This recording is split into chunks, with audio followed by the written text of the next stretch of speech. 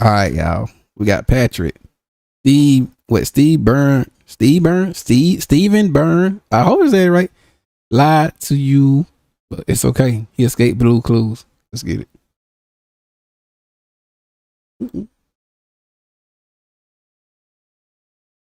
On April 29th, 2002, Season 4, Episode 24 of Blue's Clues, Steve Burns announced to the world that he was leaving for college and would be replaced by his brother Joe. But that was a lie. The truth is, Steve Burns never wanted to be on children's television in the first place, and he did. I ain't know. Hey, I already liked him.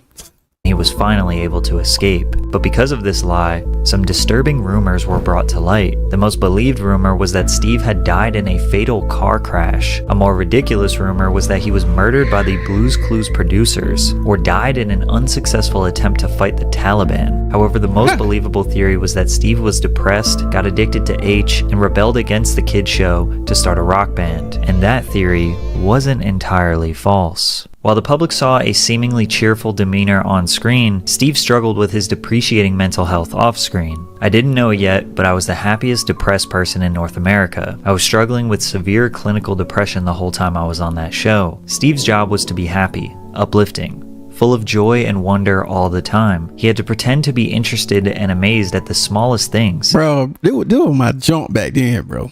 Like discovering Blue's paw print that was directly in front of him. He spent 10 hours per day filming in an empty Blue room so that he could be superimposed on the digitally animated world of Blue and her friends. At the time, technology wasn't as advanced as today, meaning Steve had nothing visual or tangible to work with. Steve said his experience was awful and compared it to acting at the bottom of a swimming pool. Pools are filled with water, so stay hydrated. As if his experience wouldn't be any more taxing on his mental health, the insane things posted about him online made things even worse. Take this game on Newgrounds, for example, where your objective was to destroy Blue and then assassinate Steve. You eliminate the dog, then go into the house where Steve is flipping you off. So you shoot him until I think I remember that game right now. his head pops off and then the house burns down. He also had to read creepy fan fiction, like this one that romanticizes the idea of Blue assaulting Steve with a deadly weapon. For some reason, people love the idea of stripping the innocence away from a children's TV show and trying to create a disturbing narrative around it. To this day, TikTokers express theories that Steve is a drug addict living in a crack house and that his hallucinations cause him to talk to inanimate objects, which come to life. People also believe that the children's voices we occasionally hear are actually Steve's neglected children, helplessly watching him feed into his addiction. Or the reason Steve people just so deep into this, ain't it? is excited whenever he gets mail is because it either includes the welfare check he plans to spend on more drugs or contains the drugs themselves. Most of the time, rumors like this are easily dismissed, but for some reason, millions of people all around the world genuinely believe them. It's likely that even you have some random conspiracy theory about Steve embedded into your brain. However, I like people who got that, they need to like go outside and touch some grass, like for real. most people just thought he died. An easy one to disprove, but it still worried him. I'm starting to think that maybe there's something people know that I don't know. In November 1999, the New York Times published an article detailing Steve Burns' time working on Blue's Clues and described the show's impact on children. Most notably, the article addressed the unsettling rumors surrounding Mr. Burns' well-being. The rumors were so prominent that the talk show host Rosie O'Donnell invited Steve to appear on her show. I died a whole lot of different ways, Steve recalled. Rosie's kid is a big fan, so I just went on and said, "Hi, I'm alive. Bye." It was pretty easy to prove I wasn't dead. These rumors were so powerful that Steve felt the need to address Rosie O'Donnell's child with "I'm alive" because he knew children around the world were genuinely concerned about him. Because you have to keep in mind that Blue's Clues was the highest rated premiere of any Nickelodeon program and became crucial to the network's growth. Real, bro. I be watching that, bro. Like, song and everything. Ugh. It was a pioneer in interactive TV. The original Blue's Clues engaged its preschool age audience by breaking the fourth wall and speaking directly into the camera. Millions of kids around the world felt a deep and personal connection to Steve, which made these rumors more potent. It also made his exit from the show more detrimental. I ain't gonna lie, when he left, I wasn't watching this dude right here though. I said, forget it, bro. It ain't the same no more. It just don't hit. Mr. Burns was 22 when the show premiered, and as he approached his 30s, it was time to move on. Reveals the bold truth about his departure. I knew I wasn't going to be doing children's television all my life, mostly because I refused to lose my hair on a kids' TV show. And it was happening.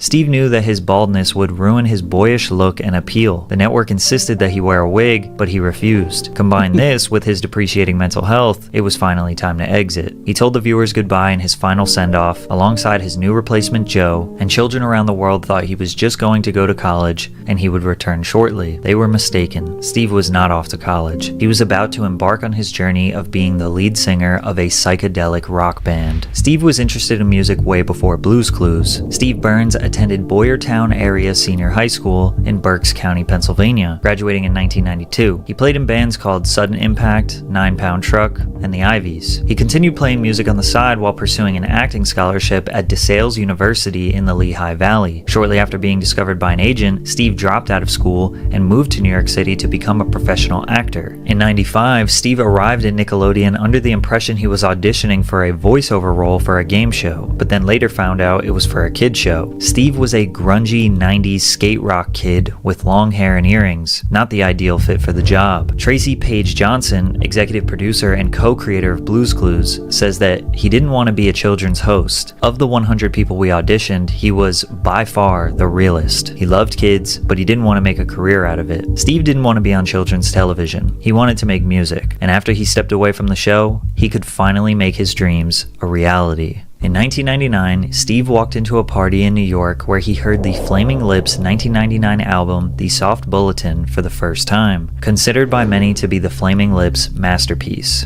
This moment changed Burns' life and reignited a passion for music he thought Blues Clues had burned away. From there, he acquired Pro Tools and started writing songs. I often say that Ableton. I got Ableton, but that Pro Tool, okay. Pro Tool cool too though. But I be using Ableton.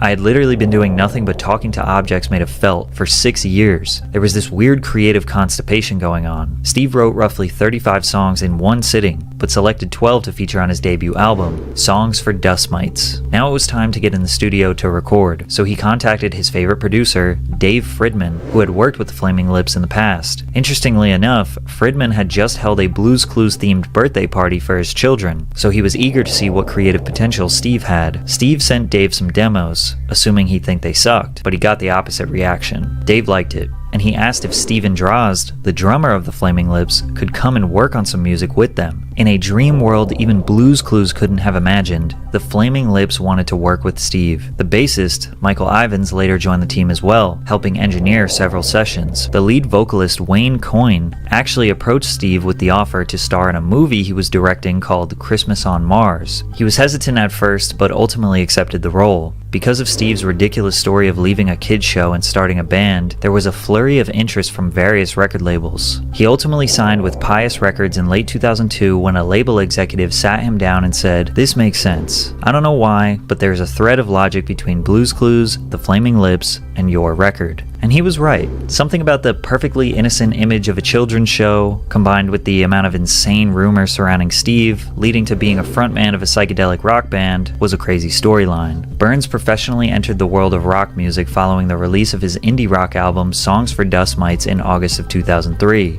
Although the 12-track album did not garner much commercial success, it received praise from critics, as Pitchfork gave the project a 7.8 out of 10, and complimented Burns' lyrical insight and gift for writing and arranging endlessly listenable pop songs. You can actually hear one of the songs from the album, Mighty Little Man, as the opening theme for the CBS series Young Sheldon. Despite releasing music and starring in a horror comedy film called Netherbeast, rumors surrounding Steve's death resurfaced on the internet again. Burns told MTV in late 2007 that he was starting to take it personally. "I guess the world would prefer that I was dead, but I'm not listening. I should really just create a website with my vital statistics on it. It could be live. There has to be a way I can hook up a heart monitor to my computer just to let people know I'm alive." To this day, Steve's Instagram handle is Steve Burns Alive, with a bio that reads, "I've seen the meme."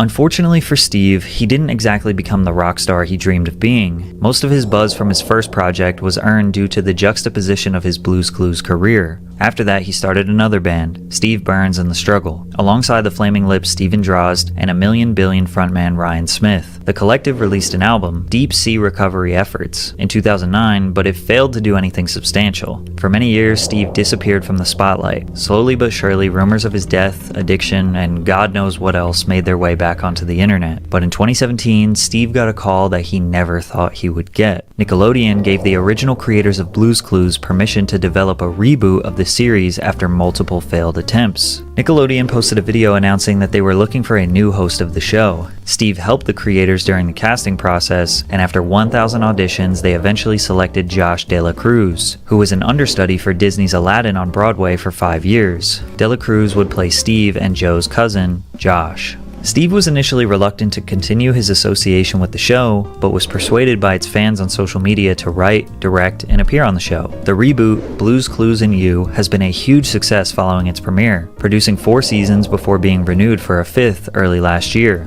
Keep in mind, most people had no idea this even happened. Unless you have kids or very young siblings, you probably never knew that Steve returned to the show. But in 2021, Nick Jr.'s Twitter account posted a video for the 25th anniversary of Blues Clues featuring Steve, and we all thought he had returned from the dead. Hi. You got a second? Okay. You remember how when we were younger we used to run around and hang out with Blue and find clues and talk to Mr. Salt, freak out about the mail and do all the fun stuff. And then one day I was like, oh hey, guess what? Big news, I'm leaving. This is my brother Joe, he's your new best friend. And then I got on a bus and I left. And we didn't see each other for like a really long time. Can we just talk about that? Great.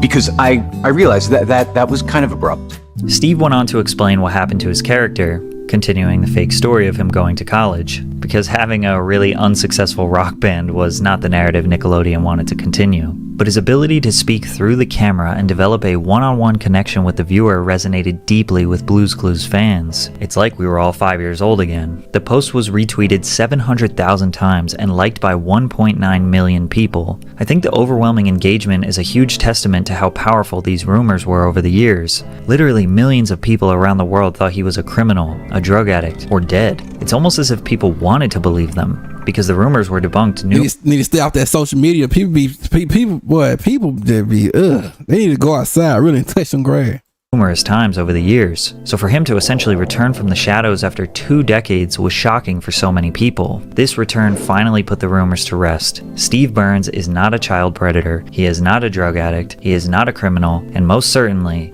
not dead. Although he didn't want to be in kids' TV originally, he doesn't regret it at all. I hope I'll be remembered for that show for the rest of my life. That will always be a part of my identity, and I'm totally cool with that. Today, Burns travels to colleges around the country to speak to students about mental health because those rumors destroyed his, and now he's using that to help you improve yours. Cool. Yeah. There you have it, ladies and gentlemen. Blue Clue, man. Patrick CC. I like this, man. But you already know. Link will be in the description below. Like, come subscribe for new man on the episode.